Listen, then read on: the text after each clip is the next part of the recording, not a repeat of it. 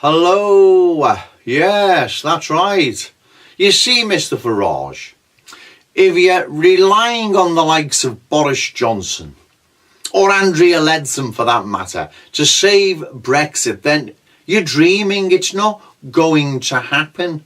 I understand you've got to try and work within the system to stop the betrayal, but the system's not going to allow you to do that, right? The system needs smashing, right? Literally.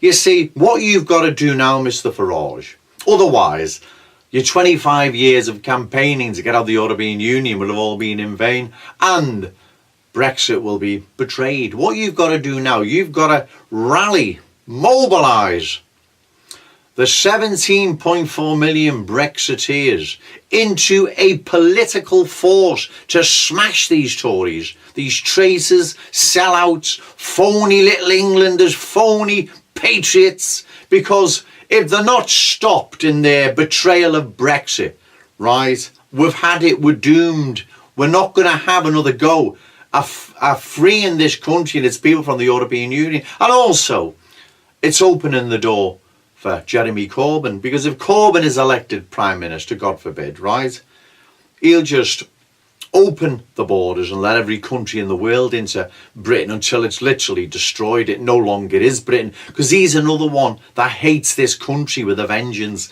You see, the likes of Theresa May, Vincent Price, the likes of her, it's a strange sort of relationship she has with Britain. It's like with Edward Heath. I don't believe they're genuine patriots. I don't believe they've got the best interests of Britain at heart. There's a perverseness with people like that gets some sort of sick pleasure in destroying this country without actually coming out and saying so, right? It's like Philby, Burgess and McLean. It's like that John le Carre, is how you pronounce that, the spy writer, when he said Philby was not an intellectual dreamer or Marxist or whatever. He was a deviant, and that's why he betrayed Britain. And I believe that's why the likes of Edward Heath and even Theresa May, Vincent Price, I reckon that's why they have and are betraying Britain. There's a perverseness with them. It's probably no different in the perverseness Jeremy Corbyn has, except this is probably ideological, a Marxist Trotskyite outlook, whereas the likes of, without diversifying, I'm going off on a tangent here, the likes of Edward Heath and Theresa May, there's a hatred for Britain somewhere in them. I don't know what I can't put my finger on it, but it's like the spy writer said, that it's a deviancy, this, against their own country, you know. But anyway, that's another video on itself. So you've got to organise the 17.4 million Brexiteers, Nigel Farage, into a political force, right? Otherwise, these bastards are going to sell us out. They're going to betray us.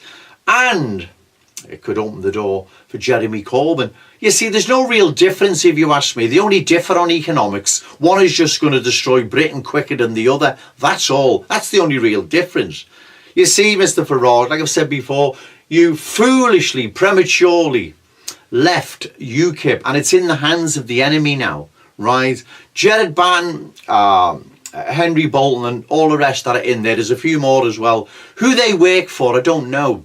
The security services, or one of its criminal proxies, Nick Lowell's Hope Not Hate, Jerry Gable's Satellite Magazine, I don't know. Maybe all three, I just don't know, but it doesn't matter. It's what they're doing that counts, right? They have control of UKIP now. That was the force the powers that be were worried about. They knew the betrayal was coming. The security services obviously knew what Theresa May had planned. Of course they knew. So they had to neutralise, get control of UKIP, and that's what they've done, right? Because the backlash coming over the horizon was going right to Nigel Farage and UKIP, but you foolishly left. You left too soon. So UKIP now is in the hands of the enemy, right? So by the time the backlash gets to UKIP, UKIP's going to be some laughing joke, some comedy sketch with Count Dankula and all the rest of them in, and Tommy Robinson. Does he get, is it going to be decided today? Is it at a meeting, membership vote or something, regarding whether he's going to be allowed into UKIP? But I don't think it really matters. I think those that are in there now and the present leadership with the war on Islam will just alienate it and polarise it in the eyes of the public. You see, the public don't want a war over Brexit. The public, God bless them, because they're just humble people. They will roll over in the end and they will accept what Theresa May offers them because they don't want any trouble, let alone a trouble with Islam. And the enemies of Britain, the enemies of UK populism, British nationalism, they know what makes the public tick. They know how they think. The public doesn't want a war with anyone. So anyone pushing this war with Islam is on a loser. And the powers that be know this only too well. That's why Jared Batten's pushing this war on Islam, because it's a no-win.